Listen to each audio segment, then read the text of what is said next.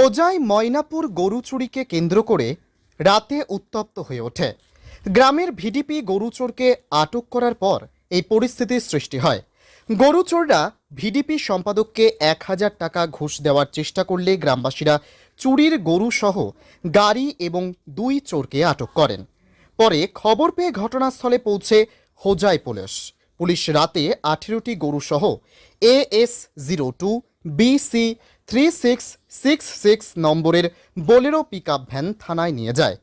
এদিকে ২ গরু চোর ইশাত আলী এবং আতিকুর রহমানের বিরুদ্ধে মামলা নথিভুক্ত করে জিজ্ঞাসাবাদ চালিয়ে যাচ্ছে হোজাই পুলিশ।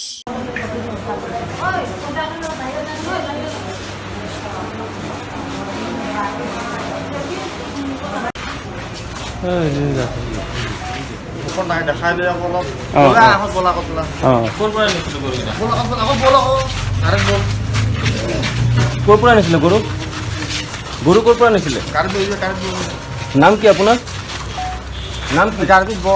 নাম কি? সুজিত ভদ্রের রিপোর্ট, গণ আওয়াজ।